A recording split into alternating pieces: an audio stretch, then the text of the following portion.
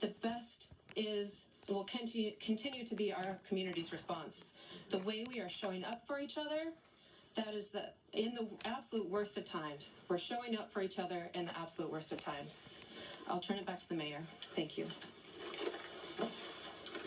We'll open it to questions. We are seeing an incredible volatile situation unfolding right now around that scene. Is there any communication right now between local and federal law enforcement or cooperation, or where do those efforts stand to try to calm what's going on down there right now? Yeah. All right, we're just listening live to the mayor and the police chief.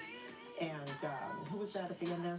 And then we have Rachel Sayre, Director of Emergency Management for Hennepin County. Kind of explain the resources that are available to folks out there who need it. So. And they addressed the public about 2 hours ago. We've heard from state and federal officials. We're expecting another news conference with state officials here shortly. But just to recap just what has happened, if you're just joining us, at 9 o'clock this morning, a report of an agent-involved shooting at East 26th Street and Nicollet, an adult male shot multiple times, and we've learned through Chief Brian O'Hara and local authorities that it was a 37-year-old male Minneapolis resident, U.S. citizen. The Associated Press identifying him as 37-year-old Alex Preddy, an ICU nurse. And a couple of announcements, too, due to what's happened and the amount of people downtown right now. The Wolves game that was scheduled for this afternoon has now been moved to Sunday. Also, Twins Fest, which was going on today, is shutting down. So impacting different events and different locations today. I know some of the businesses in and around 26th and Nicollet that were supposed to be open today are not. So just a lot of impact, a lot of disruption in the area there. We're learning from our crews out in the field that the crowds are building somewhat. We've heard from our police chief and governor saying that they really want people to urge caution, stay away from the area, peacefully protest. They're asking for the public's help in order to do their job. So they're asking for peaceful demonstrations today, but we are hearing from our crews in the field that the crowds are growing. And there's no law enforcement present. Right, because they say they're pulling their resources. They said the federal officials left the area, and then local and state law enforcement also left that area when they felt like they could not secure it anymore.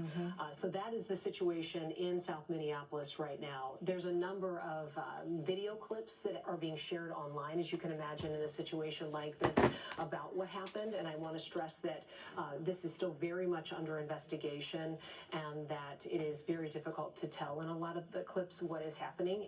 And we don't know if the ICE agents had body cameras on them, but we have received, again, two very different narratives from the federal officials involved and state and local officials. You know, it was actually a Border Patrol agent who fired the shot, not ICE. And I've seen Border Patrol agents that do have body cameras on. So it's ICE agents typically don't, but I believe Border Patrol does often wear body cameras. We don't know if they were in this case. And as you mentioned, there's so many angles with the different videos, but what we can't see is into that huddle, into that grouping when they're struggling with who we now know is Alex Preddy, who's on the ground. We can't see in there what's happening.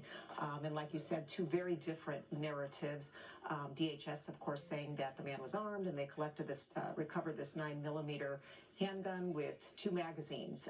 But we don't know if he pulled it out, did he point it, did anything actually go on with that gun, or did they recover it after the fact? Right, and Greg Bovino, who addressed the public a short time ago, only took 2 questions from the media and would not answer when that gun was pulled out, if it was pulled out, and so really just limited what he was going to answer at the time. But the federal officials are saying that this man approached with a gun, they attempted to disarm him, and they're saying he violently resisted. The chief of police saying that there's no official report on what led up to this. We know from some videos that this 37-year-old man was in the Eric Glanville Donuts in the streets and had a cell phone out recording, but then we're not sure what led up to the interaction at that moment between agents and the people that he appeared to be with. Right, he seems to be in the street kind of waving a car through. Why? I don't really know. I think we have a picture of the man who was shot and killed. That is Alex Preddy, the man who's been identified as an ICU nurse, who was shot and killed. The mayor saying he did have a permit to carry that weapon, or at least a weapon. But that is the man who has now been identified by his family as Alex Pretty, who is deceased after this morning's shooting by Border Patrol there at 26th and Nicollet.